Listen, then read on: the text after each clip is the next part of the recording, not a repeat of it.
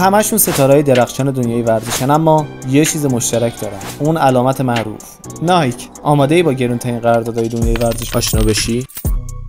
سلطان بیرقی، اولیو همه میشناسن، کریستیانو رونالدو. قرارداد مادام العمرش با نایکی ارزش حدود 1 میلیارد دلار داره. قرارداد رونالدو با نایکی فقط تبلیغ کفش نیست، بلکه یک همکاری تمام عیاره.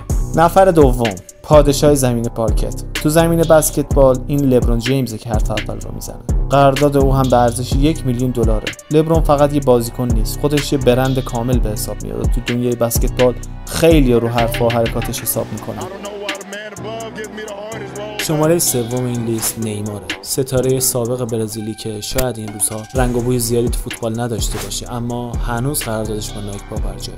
نیمار فقط یک فوتبالیست نیست، یک نماد فرهنگی برزیلیه و یک اینفلوئنسر جهانی محسوب میشه. هر کفشی که نیمار میپوشه در عرض چند ساعت در سرتاسر جهان میلیون ها دلار میفروشه.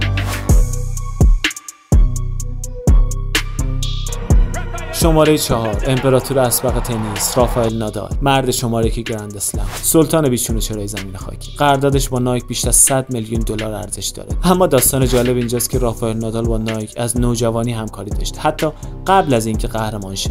وفاداری دو طرفه بین نایک و نادال یکی از طولانی‌ترین و موفق‌ترین همکاری‌ها در تاریخ ورزش بوده. اون فقط نماد یک ورزشکار نیست، بلکه نماد پشتکار و اراده است.